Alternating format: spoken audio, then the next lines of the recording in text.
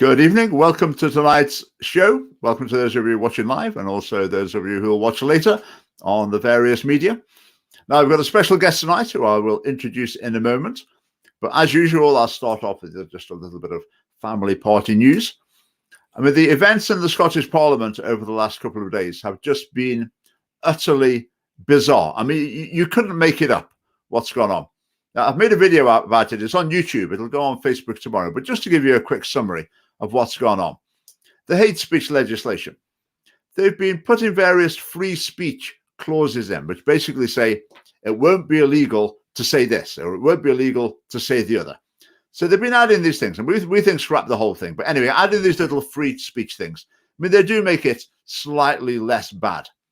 So Humza Yousaf had put forward a free speech amendment saying it wouldn't be classed as hate speech to discuss transgender issues. I mean, perfectly uncontroversial, isn't it? Now, lots of transgender activists flipped. There's all sorts of histrionics. Patrick Harvey saying it was transphobic and all sorts. I mean, total ridiculous overreaction. So from the top of the from the SNP, Nicola Sturgeon has said, right, Humza, chop that amendment. Take that free speech amendment out. As Nicola Sturgeon said, the SNP has got no place for transphobia, which seems like meaning they've got no place for freedom of speech to discuss issues around transgenderism. So they've taken this out. Now, what would the Conservatives do when that happens? So you've got the SNP, they put forward a sensible freedom of speech amendment, but then Nicola Sturgeon tells Humza Yousaf to withdraw it. Right, this is the moment the Conservatives have been waiting for. This is when you can close in for the kill, go for the jugular, and say, look, the SNP are the enemy of freedom of speech. We're the ones defending it. Of course, you should be able to talk about transgender issues. That amendment needs to go in. We object. What do you think the Conservatives really said? What they really said was, yeah, okay, we'll go along with that as well. Yeah, we agree. Withdraw that. All the parties in the Scottish Parliament have done a special deal behind closed doors. And they've agreed between themselves to take away all the free speech protections from the hate speech legislation. I mean, can you believe that? I mean, it's almost unbelievable, isn't it? But that is what's happened. It's just bizarre, utterly bizarre. Anyway, you need to watch my video about it. It's on YouTube. I say it'll be on Facebook tomorrow night. You just won't believe what goes on in the Parliament. Anyway, enough. Moving on to another thing that's completely ridiculous that you might find hard to believe as well. My personal case with the General Teaching Council for Scotland goes to its hearing next week, starting on Monday through to Thursday. You can actually watch live online. Now, if you're in lockdown and you haven't got much to do, or if you're particularly interested, go to our Facebook page and you will see there a post about it. And there's a link. You can email the General Teaching Council for Scotland, and they will provide you the link so you can watch it live online. You need to email them by 10 o'clock tomorrow morning, so there's not much time left. If you're not aware of what the case is, I'll be talking about this a lot over the next few weeks. I'll give a commentary about it and a summary when it's all finished. But basically, the General Teaching Council for Scotland have got me before their panel claiming that I made prejudiced, intolerant and discriminatory remarks. Whereas I'm arguing that it's actually GTCS that are prejudiced, intolerant, and discriminatory. They took issue with me saying that children ideally should be brought up by their mum and dad. So when, for example, a lesbian couple deliberately bring a child into the world to be brought up without a father, I say that's not ideal. I don't think that should happen because kids ideally need a mother and a father. And I talked about the evidence that shows the outcomes for children are better when they're brought up by their biological mother and father, which is the ideal that we should enable at every opportunity. That, by the way, is just entirely in keeping with the mainstream traditional Christian teaching and the teaching of many other religions as well. But they've decided it's prejudiced, intolerant, and discriminatory, so it's going to go to a hearing. Now, when it comes to the debate, I'm very, very confident that my arguments are very strong. But of course, the GTCS is the judge, jury, and executioner. So, well, we'll see how it goes. But I'm quite looking forward to a rigorous exchange of views on the matter. And I'm certainly not going into the hearing with the attitude that I'm sort of expressing repentance and begging for mercy from them. Absolutely the opposite. I will tell them it's an absolute disgrace that I'm having to stand before them after almost 3 years of this process to answer for basically saying, I agree with the Pope and his views about family structure. But anyway, enough about that. So if you want to watch online next week, you need to email the GTCS by 10 o'clock tomorrow morning. Go to our Facebook page and you'll find details of how to do that. Right, moving onwards to this evening's special guest. Now, a few times I've mentioned that we've been going through a process to recruit some new national leaders for the Scottish Family Party. And we've got a couple in place, another one in the pipeline as well. But tonight I'm going to introduce to you our new chairman. Now, chairman is a really key position in the Scottish Family Party, and it's going to be very important for us in our development over the next few years. So I'm delighted to announce that we've appointed Michael Willis, who joins us now from Stirling. Hello, Michael.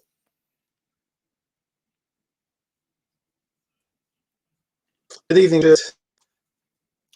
Michael appears to be to your account. Good evening, Richard. Can you hear me? I can hear you. Yep, just carry on. Let's see how it goes. Yes, I was horrified at your account of your General Teaching Council case, and I'm glad that seems to be coming to an end. Yes, I just can't wait to get in there and say my best and let's have it over and done with. I mean, I think that they lose either way. I mean, if they strike me off, I mean, that will just show how far gone these organizations are in terms of their prejudice and hostility to just conservative thought. If they back down and let me off, then that will be a pretty humiliating climb down for them after 3 years. But anyway, we're not here to talk about my case. I've been thinking about it all day, so I'm looking forward to a break from it. But we're here to get to know you a little bit and to hear about your background and things you've been involved in. So where would you like to start? Tell us a bit about yourself and your background. Okay, I mean, first of all, it's lovely to have someone asking you questions about yourself. And I suppose I always wanted to go into a commercial career at school. And economics seemed sort of something about the real world.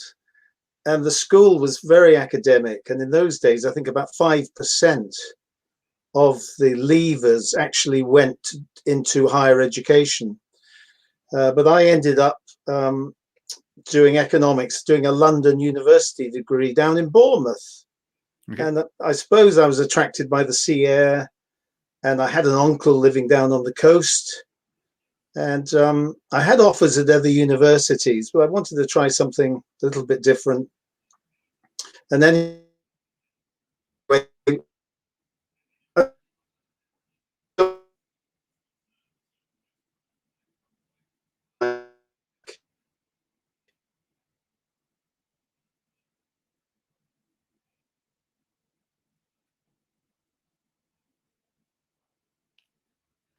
All right, I think you can probably hear me. We've got a freezer game.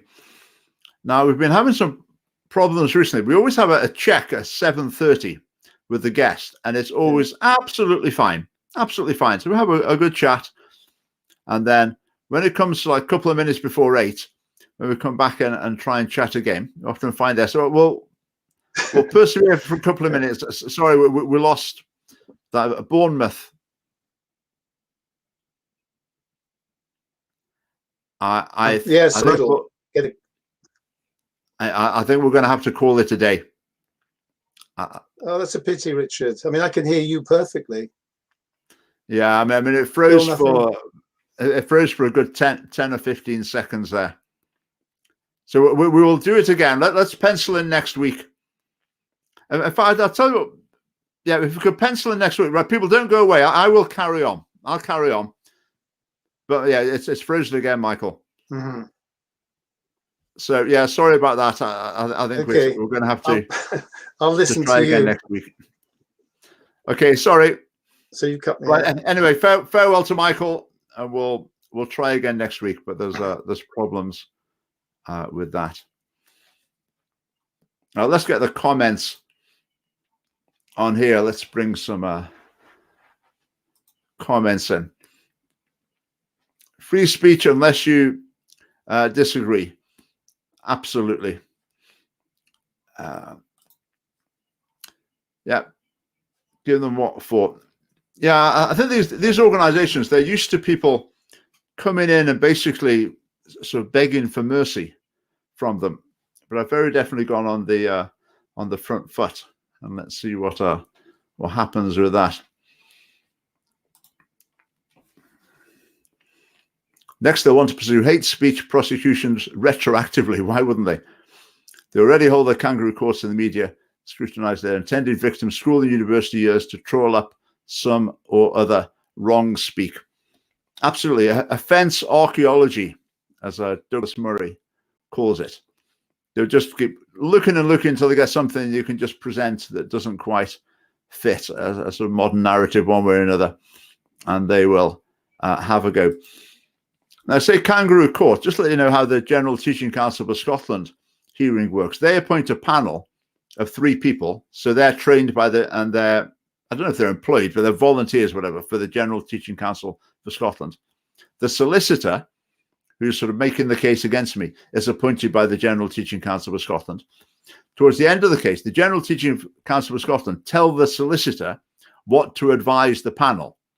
So when the solicitor advises the panel, that's like the GTCS telling its own panel what they think the outcome should be. It seems a bit of a strange setup to me, but anyway, that's the way they do it.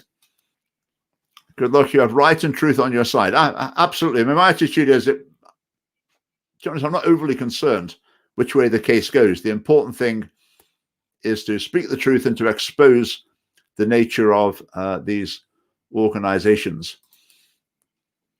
Yeah, I don't know if it is Wi-Fi. I don't know what goes wrong with this. I'm starting to think it might be something with the software, but yeah, it's hard to know what to do apart from test beforehand. And if you test beforehand and it works, then we're okay. Yeah, Michael, we'll get you back next week. If every teacher who spoke their political view was struck off, there would not be many people teaching. Yeah, that's a good point, Ali. I think in Scottish schools, the situation is basically, if you're basically on the SNP wavelength, you're not necessarily nationalist, but on their wavelength and other things, then in lots of subjects, you're basically paid to preach your beliefs to the students. Whereas if your political views are different from those, then you've just got to be totally silent. So it's gone from the stage where I think the ideal, particularly with older pupils, is you have teachers with different views, and they talk about the views with the pupils. They might hear one view from Mr. Smith, a different view from Mrs. Donaldson or whatever, and they enjoy the chat and form their own views through that. Whereas now we're reaching the stage where that doesn't happen, because the teachers whose views don't quite fit, they daren't speak. Whereas the teachers whose views do fit, they don't just have to speak on informally to the pupils. I mean, their views are the curriculum. They get taught to the pupils as the one and only true ones.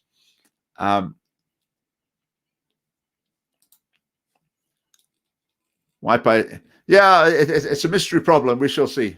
We shall see what comes up next time. I'll just talk a bit more about this hate crime thing that's gone on as well. It really is unbelievable what's taken place. In fact, let's just look at this first. Tried to register to attend the hearing, but haven't heard anything back.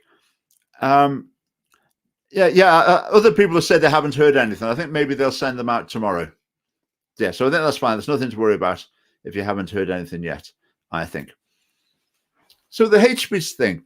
So Humza Yousaf put forward this perfectly reasonable amendment saying basically you're allowed to talk about transgender issues. The Conservatives, Liam Kerr, he put forward other amendments that were really, really good. And they were saying, and we had things like, if you call a transgender person by the wrong pronoun, that's not hate speech. If you call them by the wrong name, let's say you call them John and they want to be called Joanne, that's not a hate crime. I mean, that's something really great, brilliant stuff. But what's happened? he's been told by conservative top brass, I mean, Ruth Davidson or Douglas Ross, I mean, who knows, doesn't matter. But the Conservatives have been told they have to withdraw all of their amendments as well. So it's as though, I mean, it's bizarre. It's almost as if like there's one hand controlling all the parties that they're all accountable to. I don't believe that's the case.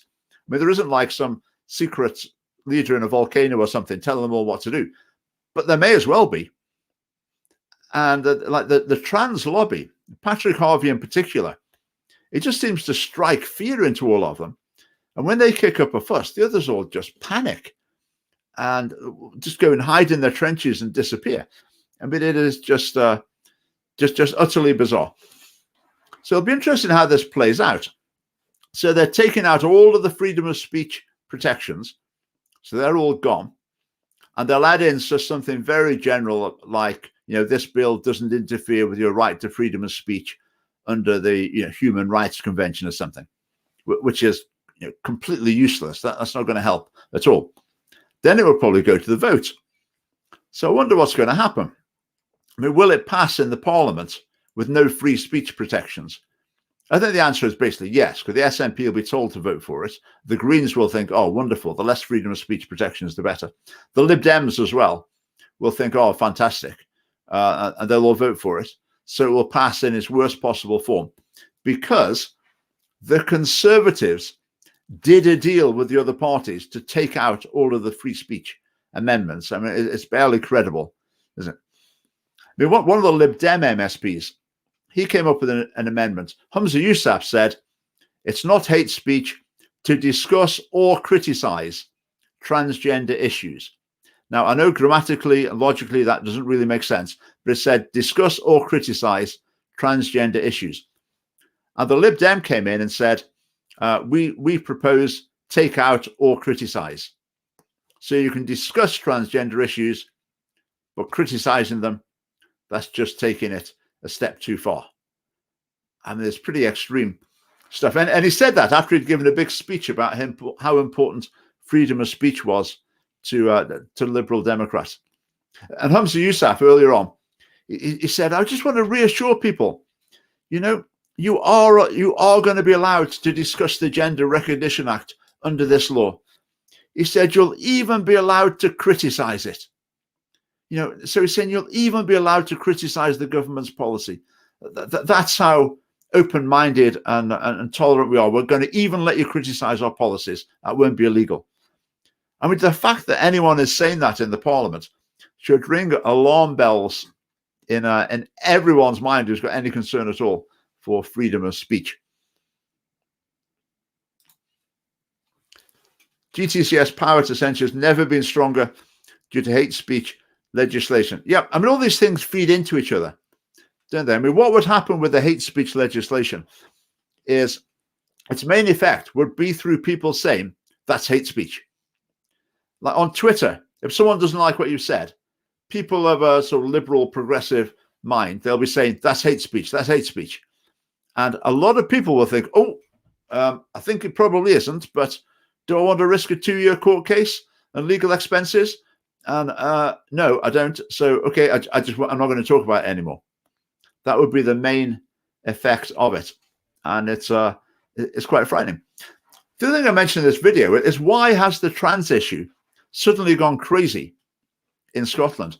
I think within the SNP, Nicola Sturgeon said people are leaving the SNP in droves, young people, because they think the SNP is a bit transphobic. In other words, they don't swallow the trans line, hook, line, and sinker. To which I made the video saying to Nicola Sturgeon, well, you reap what you sow. You've had control of the education system. You've used it to basically turn young people into trans activists. And now that's what you've got in your party, hardline trans activists, and you're paying the price for that. But why has it suddenly come up? Is that it? I've wondered if there's a bit of a Joe Biden effect going on. Because a lot of people on the progressive wing of politics, they see Joe Biden as almost as a messianic figure. So now the president of the United States has taken such a straight down the line, so-called trans rights approach. But does that make people around the world feel, oh, well, maybe we ought to do that? they're a bit less confident deviating from that. So I just wondered if that might be a factor as well. Well, comment here we've got. I have the good fortune of knowing some young teachers who have strong reservations about some of the teaching agendas in our schools, but are very wary of voicing any opinion against it. The unfortunate upshot of this is either keep quiet or lose your job, exactly the position that you're in, proving there's a fear within the profession. Absolutely. You've probably heard me say this before, but I'll repeat it in any case. When I was teaching, you sometimes go to a course somewhere, in a hotel or something, and they'd have someone leading the course, and they'd explain their latest trendy ideas. And I would sit there thinking, nah, this is not right. So at some point I'd put my hand up and I'd just say, I think this might be a bit unbalanced. Maybe there's a place for this as well or whatever. And there'd be this uncomfortable silence in the room. And the person leading it would say, oh yes. Well, that's a very valid opinion. And then they just carry on saying exactly what they were saying before. And then it gets to break time and you have your cup of tea. Then I go to the gents and person after person would say, oh, you're dead right. You tell him. I mean, it's a lot of nonsense, isn't it? I'm really glad you said that. That's exactly what I think. I don't know why I would just sit through this rubbish. Then you go back in for the second half and these same people are there nodding away, making notes.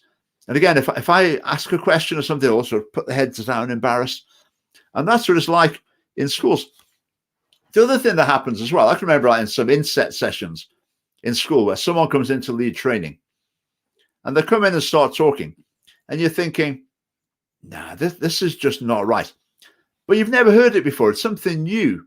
So you're not ready to really go on the front foot and take the people on. So, and the other thing is they're guests to the school. Well, you don't want to be rude to a guest, do you? Now, some people might think if you actually say, I don't believe what you're saying, I think what you're saying is basically quackery. A lot of people would think, oh, how rude, how embarrassing. Oh, please don't say that. I mean, there's one training session we had, I think it was called the Movement and Learning Center or something. And they explained how pupils who are dyslexic or a bit uncoordinated, it comes from their reflexes when they're a baby. It was something like this. Like babies, when they lie down, they do that. So they've got this this reflex in them. And sometimes when they grow up, they don't grow out of it and leave that reflex behind properly. So what we have to do is get them doing this or something 20 times a day. And if they do that, that will help with their dyslexia and their academic progress. We'll get much faster. And we've got evidence to back it up. So I'd sit there thinking, I don't believe that. You're a company. How come it's only this company trying to make money out of this that knows about this secret technique? If this really worked, this would be mainstream. Your doctor would be recommending it. And then, a few months later, a few years later, you come across something critiquing it, saying it is an absolute load of nonsense. But at the time, the pressure is just to go along with it. Again, the feeling is the person who puts their hand up at the end and says, oh, that's absolutely fantastic. I'm going to try that with my class next week. Well, that's the teacher who's open-minded and willing to take on new ideas and being very polite, engaging with the visitor. And that goes down really well. That's the way it works. Right, let's have a look what other comments we've got.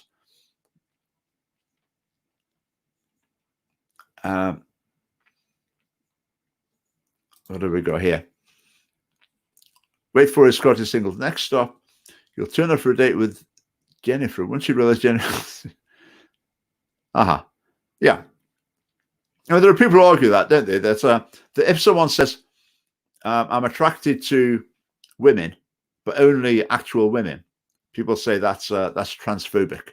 Yeah, you're not allowed to do that. That could be even hate speech in some way. It's interesting with the trans issue. I mean, is it a step too far for the whole progressive movement? Is it the thing that's going to bring the whole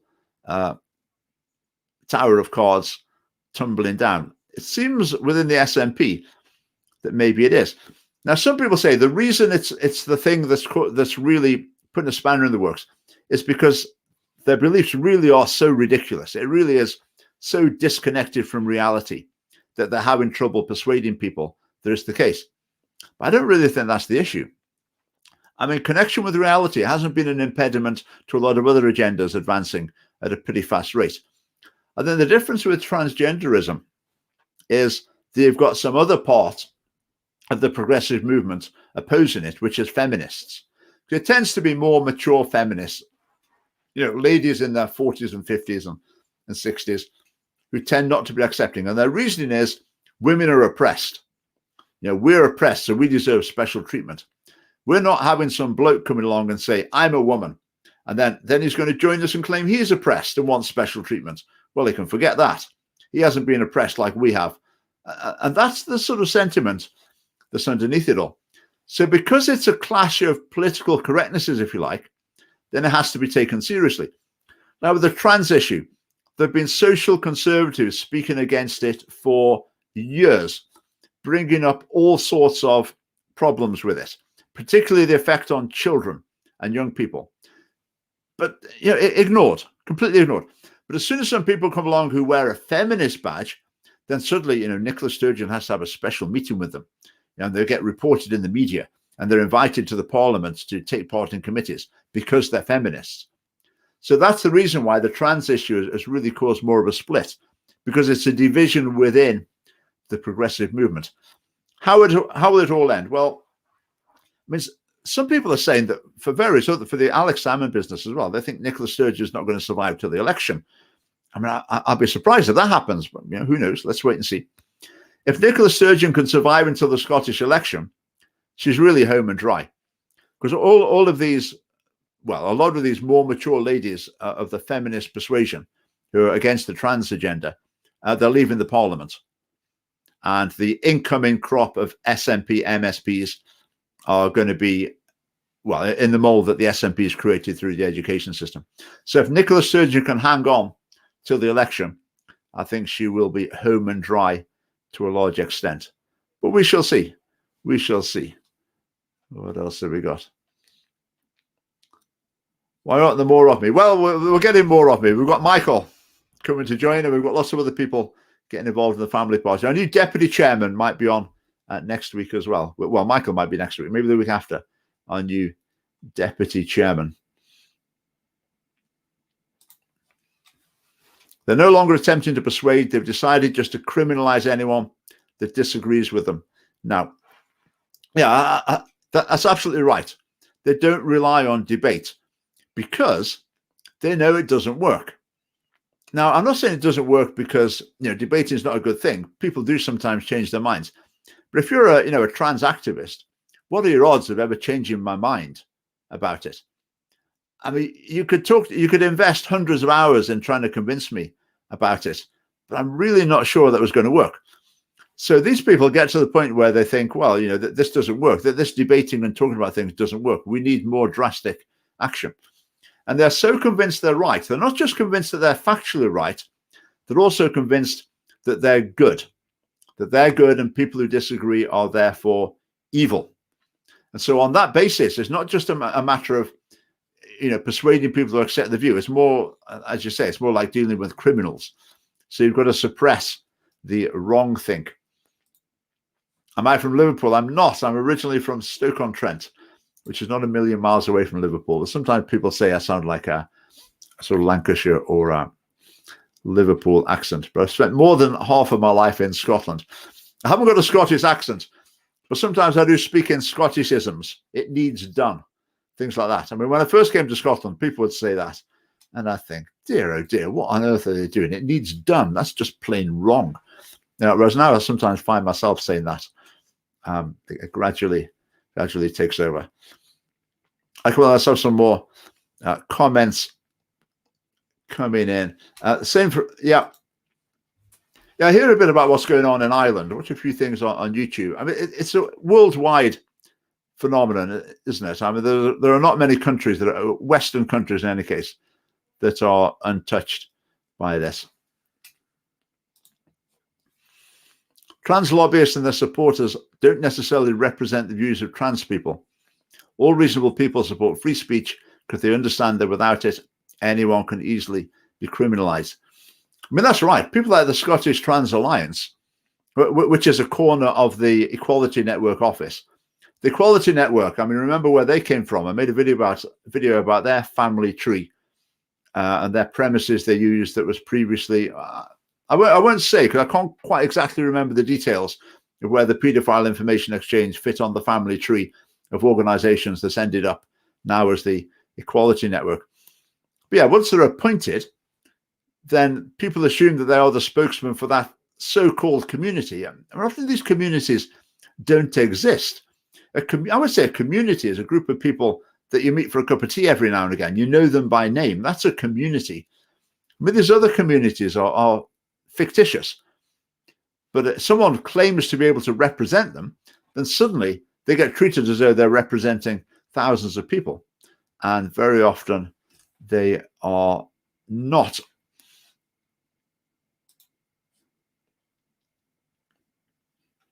And just they're going back to the hate speech legislation.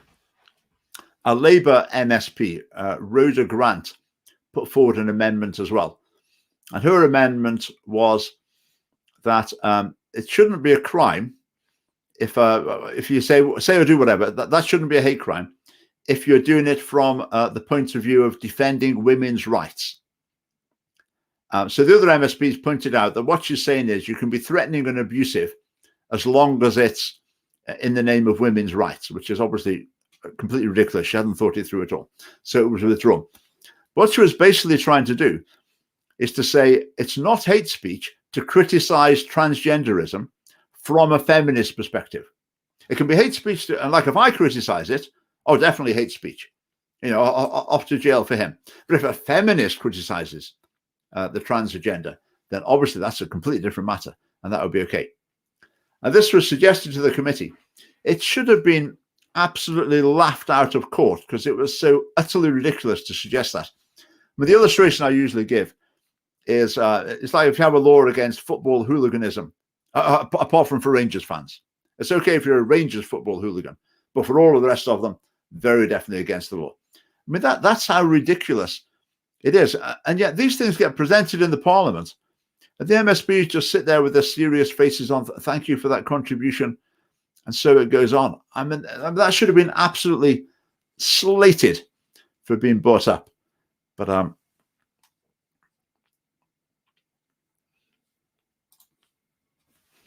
hiding behind that, right, this is the suggestion that the sort of paedophile element hiding behind the LGBT community, Trojan horse.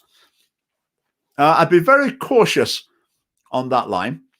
I mean, on the other hand, I mean, the bloke who's in charge of the sex education resources in Scotland wrote his PhD dissertation. Well, the major theme of his PhD dissertation was breaking down the barriers between childhood and sexuality.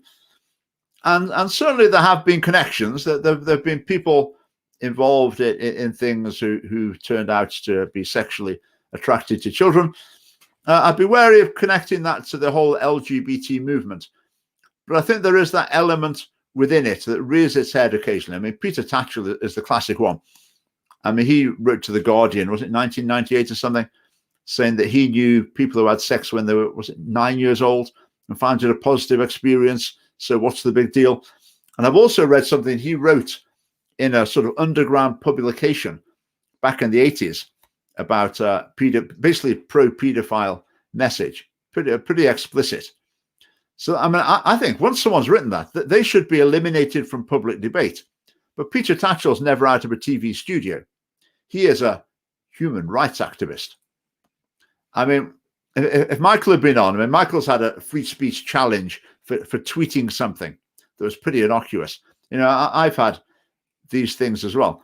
And yet someone with that record can be right at the heart of the establishment. He'll probably get a knighthood before we know it, if he hasn't already. Trans people are relevant. The pushers of trans ideology are only using it as their latest weapon for attacking traditional families and the traditions and the values built on our country. That built our country. Now, that's interesting. I wouldn't say trans people are not irrelevant in terms of not being valuable as human beings, obviously, but in terms of the way they're seen by these activists. Now, some people suggest you can't understand these sort of progressive forces in politics. You can't understand them by looking at what they're for, because what they're for is contradictory. I mean, they're for feminism, they're for gay rights, they're for Islam. Those things just don't fit together, do they? So actually, is it that they're actually for those things, or are they using them as a means of being against something else?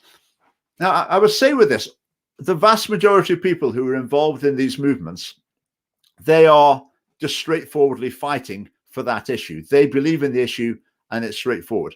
But there definitely are people at the intellectual level who say this is a strategy in order to bring about, not necessarily the collapse, but to undermine the traditions of Western civilization, to replace it with something different. And that is an explicit strategy. So that thinking is there. I would say even like a Nicola Sturgeon, I mean, she doesn't think that. She deals with these issues one at a time, and she really thinks that she's making the world a better place by following up each of these issues individually. But there's people in universities and elsewhere who are looking at what Nicola Sturgeon is doing and saying, that's great, that's progressing our plan to undermine the traditions and culture of Western society, and then we've got something better to offer to it.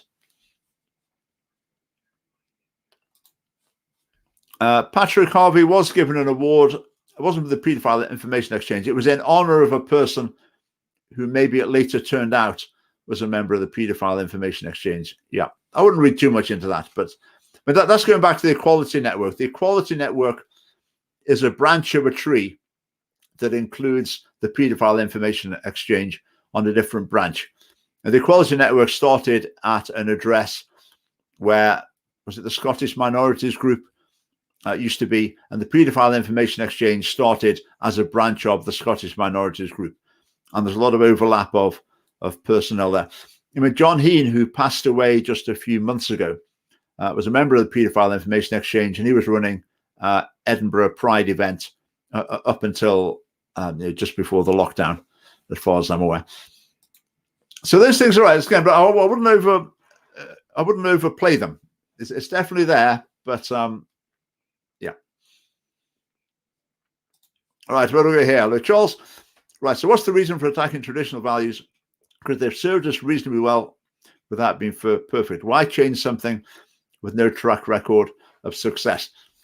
That's a great question, isn't it? I mean, the people who promote, I mean, to be honest, the alternative presented to the traditional Western capitalist society and traditional Western values, which are more or less Christian values as well, is normally a hard left socialist or even Marxist model.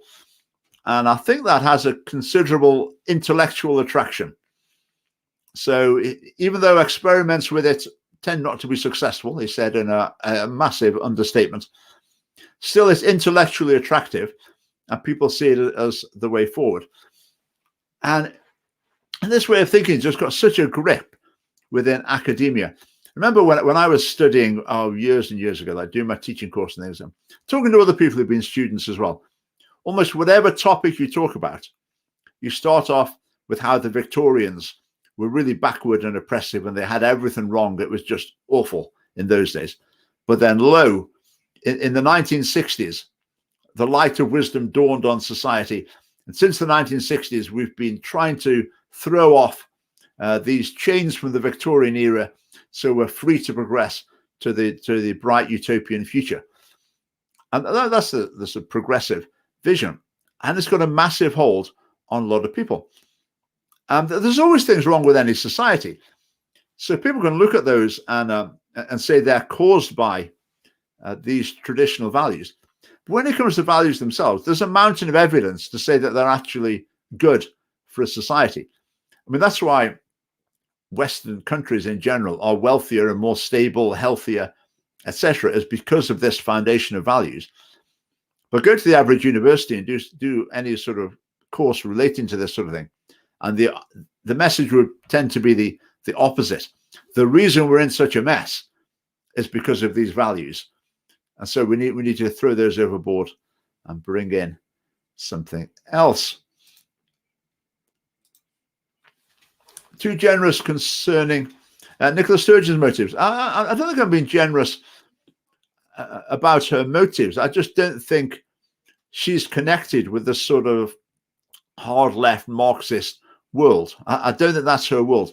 I think she's at home with the individual progressive causes, but I don't think she would see that as a part of a wider movement. Like, I don't think she's a socialist in the strict sense. She's not someone that would want to be taking all industry under government control, for example. I mean, what would her ideal be in terms of a totalitarian state? I think that freedom of speech would be severely suppressed on the particular issue. We know what the issues were. Don't need to talk about it. You know what they would be. There was severe pressure on freedom of speech. Schools. I mean, how far would she take it in the direction of indoctrination in schools? That's an interesting question, isn't it? You know, and the question is basically like, make Nicola Sturgeon a dictator with power for life. What would she do? I suppose we'll never know. We'll never know. But I would be very concerned about how far she would push some things if there were no checks and balances. And the mission within the SNP seems to be to remove any checks and balances.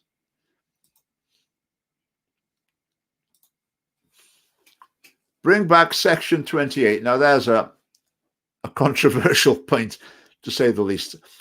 Now, this is all a bit before my time, but I understand Section 28 banned the promotion of homosexual lifestyles to pupils in schools. Now, when people objected to it, the line was always, we don't want to promote homosexual relationships in schools. Of course, we don't want to do that, but it stops us from offering pastoral support to pupils who are gay, or it stops us from dealing with homophobic bullying, which were just simply not true. I mean, they were just simply lies. But it worked. It absolutely worked. So Section 28 went. Now, with these changes, when you make a change like that in society, nothing happens overnight. So sometimes people make the change and they go, oh, you see, nothing happened. What was the big deal? All these people getting worked up, then nothing happened. But look where we are now. Look at what's getting taught in schools. And I think it's way out of control. And as our survey showed just recently, a lot of parents are not happy with this. Yeah, let's mention that a little bit. When we did our survey in the summer about the sex education resources, half of it was about sex education resources. We published those in the summer. Half of it was about like LGBT History Month, LGBT inclusive education. We saved those results till now because it's LGBT History Month. And remember LGBT History Month last year? We had an absolute field day. We had the condom eating drag queen invited to Dunbar Grammar School. We had Flo Job at a primary school. When I got kicked out by the police from Dunbar Grammar School, we had a Renfrew High School with their like polyamory symbol, like relationship. Was it 2 men and 1 woman? 1 woman in a sexual relationship? That was up on their notice board. I mean, there was all sorts of things. We had pupils, parents, teachers getting in touch. Remember, there's one pupil who said they do a fundraising thing to raise money for the Scottish Trans Alliance or something. And if you gave money, you could wear your own clothes. If you didn't, you had to wear uniform. So he said he just felt really pressurized to have to do it. Because if you don't give your money to the Scottish Trans Alliance, you stand out like a sore thumb. And our poll results showed, for example, like flying the rainbow flag outside a school. It's about 50-50 opinion on that. So half of people not so happy, half of people reasonably happy with that. How many schools would give that a second thought? They would just think, right, this will keep Mr. Swinney happy. Let's put that flag up. Who cares what the parents think? Teaching about homosexual relationships. Substantial majority in age 5 to 8 were saying that shouldn't be happening, especially bisexual relationships. They say that shouldn't be taught to 5 to 8-year-olds. And yet that's exactly what the curriculum specifies. So again, the balance of opinion in the population is completely ignored. And it just goes with the values of the SNP. So let's take that one down. Let me just think what else was in the poll that we did. So it's about teaching at different. Oh yeah, artificial insemination and IVF. There were other things as well. Clear majority of people saying that they are not suitable topics for 5 to 8-year-olds, but the government overrules them and says, "Well, we're going to teach them." Why does the government want to teach those things? Part of LGBT inclusive education, because from nursery they get the message: any number of men, women, whatever, can form a family and have a baby. And so if you're teaching them that that's the case, you've got to teach them that these are all the ways you can have a baby. So the message is, to have a baby, you need 3 ingredients. You need a sperm, you need egg, and you need a uterus. Which people they belong to is completely irrelevant. As long as you can get those 3 ingredients together, then you can make the cake. You can make a baby. And if that's going to be brought up by 1 man, 2 men, 3 men, 3 women, and 2 men, it doesn't matter, because we're tolerant and open-minded. We celebrate diversity, and that's the way to go. So that's why that's in it for teaching 5 to 8-year-olds. But again, the public just thinks, no, that's not right. That's not appropriate for that age group. And it's a democratic failure, really, isn't it? Because people are voting for parties that do the opposite of what they think. Now, that can only happen if people either don't know what's going on, which is a large part of the explanation, or if people think, well, it's actually not that important. I don't really care about it that much. So I'm going to vote for the party in any case. I mean, either way, we're trying to tackle that. All right, what else have we got? How do primary teachers do a lesson on the rainbow? Love this one. Yeah, I mean, there are alternative meanings of the rainbow. For 5 to 8-year-olds in the government's lesson plan, there's a picture of 4 people wrapped up in a rainbow flag. Now, the rainbow flag's not like political campaigning symbol, but it's there in the lesson plan. And the people in the picture, you've got one with lots of tattoos, fine. People have got tattoos, but maybe some parents would think that that's not necessarily the sort of thing they'd want normalizing to their children. One of them's got purple hair or something. It wasn't high enough resolution for them to have piercings left, right, and center. But if it was high enough resolution, then there probably would have been there. Right, let's see what we've got. Sorry, I'm sort of disappearing behind that one. Talking of traditional values, the smacking bans were a concern of mine. Just last week in a local paper, there was an incident where teenagers set fire to memorial benches in our local park. I'll tell you why that was. It's because there are not enough youth clubs and they've got nothing else to do. No.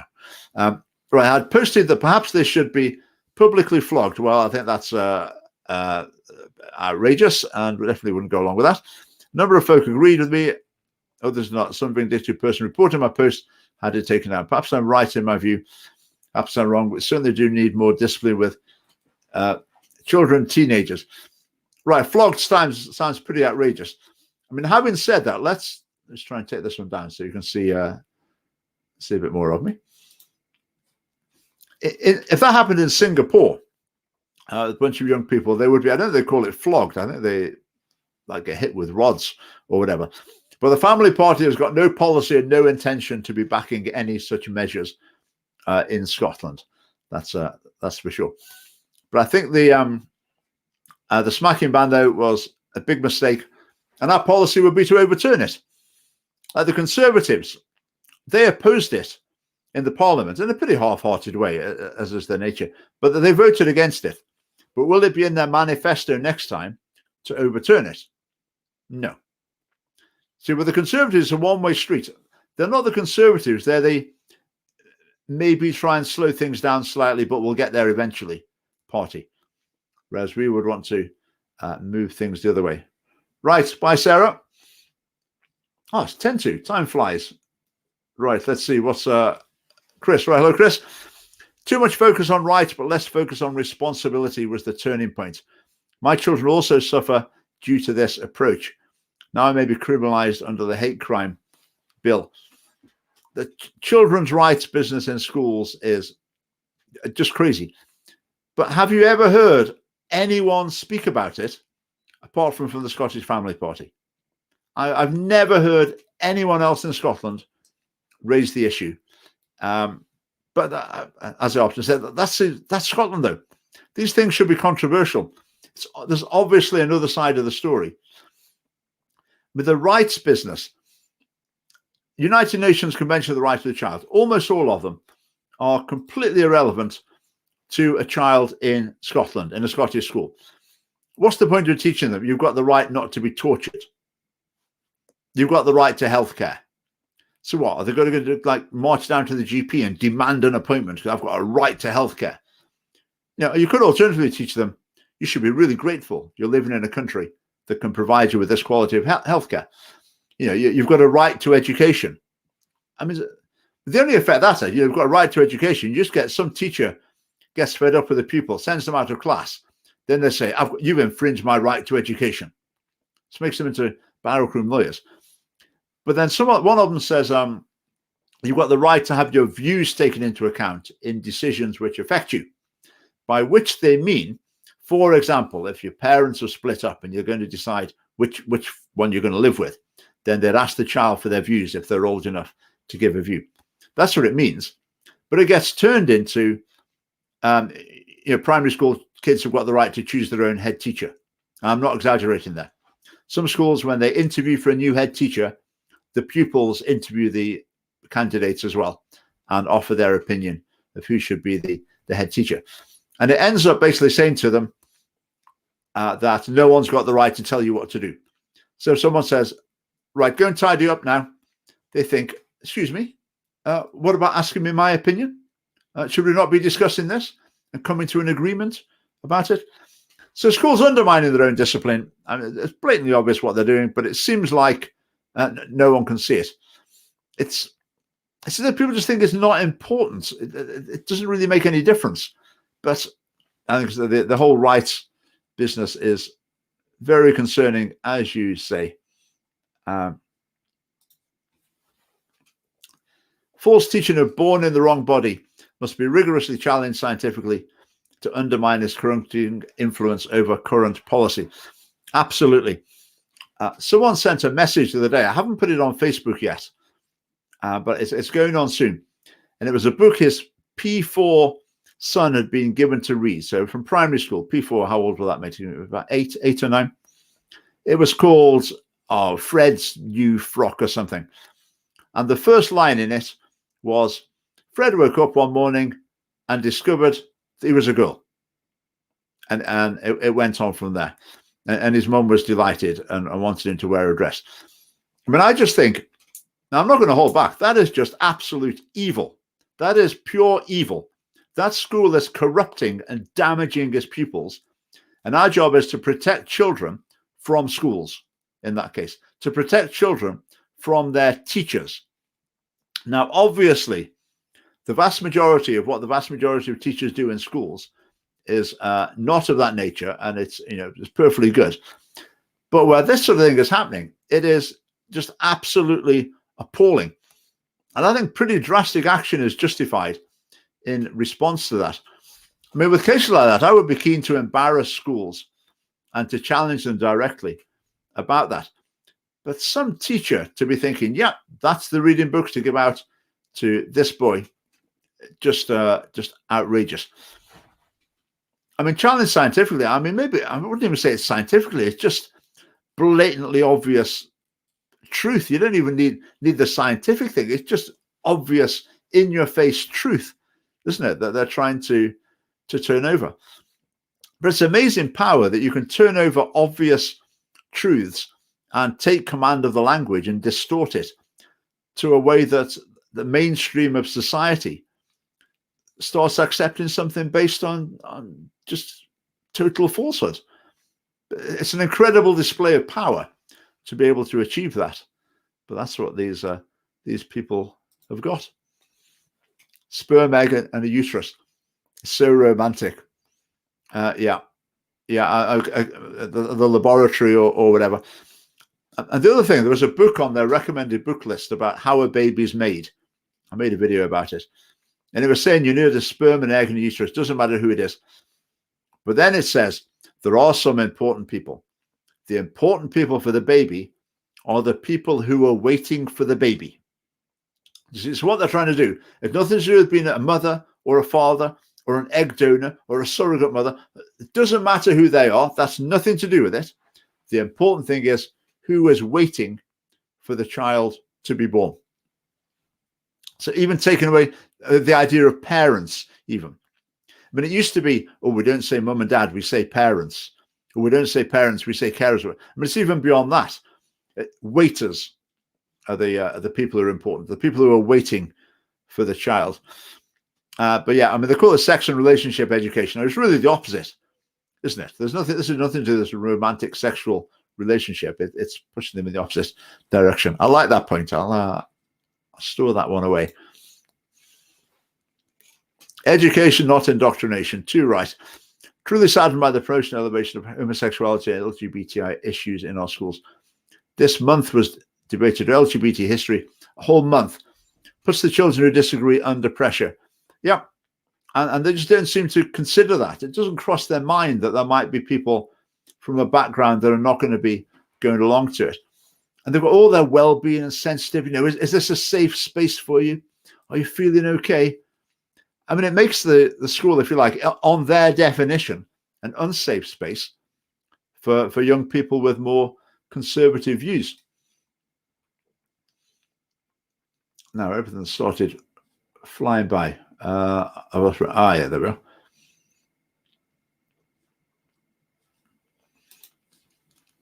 Teach children about Noah and the flood.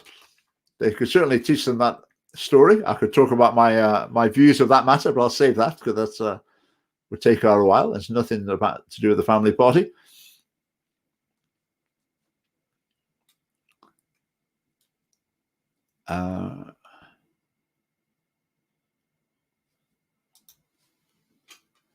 The boys' club, brother.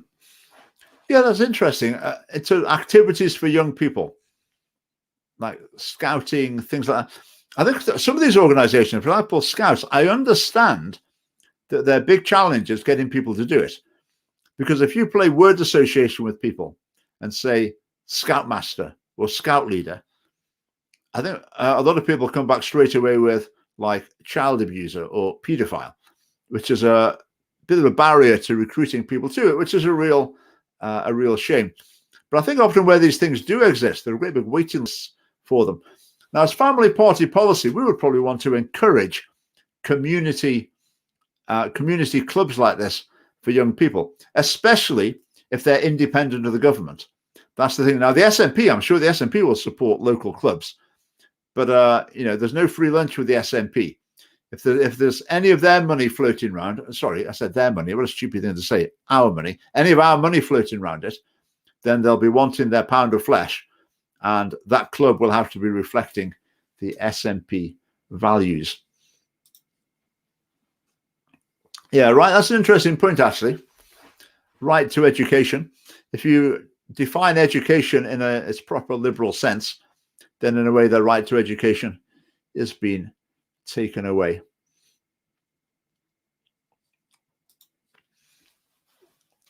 Oh, if you were to leave Scotland, would you step up pressure on the UK government and other world leaders to deal with the ever-threatening China? I think the human rights abuses in China are extremely serious. I think the Chinese Communist Party is not trustworthy, and I would have concerns about their motives and ambitions. So yeah, I think a firm hand is required, particularly on the human rights issues. Now, I was talking about human rights issues earlier. When you're talking about the Scottish primary child, I mean, that's really not particularly significant, is it? I mean, they don't really have human rights issues. But we look at what's going on in China. That's where human rights really come into their own and can be a powerful force. So yeah, I'll be very aware of problems with China, and I think a stern, strong response is necessary. My theory with China: how do they get away? How have they got away for so long with being so oppressive to their own people, yet still maintaining this positive image around the world? I mean, I reckon in Scotland, they're forgiven like 100 human rights abuses for every panda they donate. It really seems their charm offensive donate, they sold them, didn't they? It does seem to work. The other thing as well, so many people know Chinese people. There are loads of Chinese people around, aren't there? Everyone knows Chinese people. So I think people feel that it's a little bit out of order to criticize China because I know lots of Chinese people. So it might, there's no actually connection for it. People who actually think it's racist, but people might think it's just on that spectrum somewhere. So it just makes people a little bit reluctant to be critical about China. All right, given the polls, dividing the votes currently will leave the SNP in power yet again. Aside from voting how we the people put the SFP in power. Right, the last bit's got a typo or two. The first bit, in terms of dividing the vote, that applies in constituencies. We're not really interested in constituencies. We'll have some candidates in constituencies because it raises the profile of the party and gets you in hustings or whatever. But it's the list vote that we're really interested in. In the constituencies, then dividing the vote is a very significant factor, and a lot of people vote tactically in the constituency. However, even in a constituency, there's no such thing as a wasted vote. So let's say you're in Nicola Sturgeon's constituency, and she's going to win by a mile. And let's say we had a candidate there. Let's say, 500 people voted for the Scottish Family Party. Now, you may say, oh, no, that was a waste of time. 500 votes didn't do anything. But it does, because all the other parties look at that and they think, right, there's 500 people there who would vote for that party. They wouldn't vote for us. Right, I want those people to vote for us. Right, what can we do to just bring these people on board? Let's have a look at their policies. Is there any way we could just try and steal some of these people from them? Or they might think, all right, they've got 500 this time, and they're really new. Maybe we need to watch out here. And let's say the SNP think, oh, don't care. We think they're a bunch of nutters. Maybe the Conservatives would think, they might have taken those votes off us. We need to just make sure, we're not giving them too much space. Maybe we just need to look at our policies and see if we could get some of these people back again. So every vote makes a difference. But the list is where we're focusing. And in the list is pretty straightforward. Just vote for what you believe in. And if people get to the threshold, then they get representation. And I think that Scotland gives an opportunity for small parties to make an impact. I mean, you're going to get 5 or 6%, which is an absolute mountain to climb. Let's make no bones about that. But, let's see. Let's see where we end up this time. If we get some elected, brilliant. If we don't, keep going to next time. And then let's see what we can do then. It's a long-term project. But with political parties, election time is when people are most focused on politics. So that's when you go all out, because you've got the opportunity to communicate with the greatest number of people at the time when people are most interested in politics. So it's a really important phase to grow the party. And then, let's see how we do. Let's see how the votes come in and see where we end up. Right, it is 9 o'clock. I would love to keep going.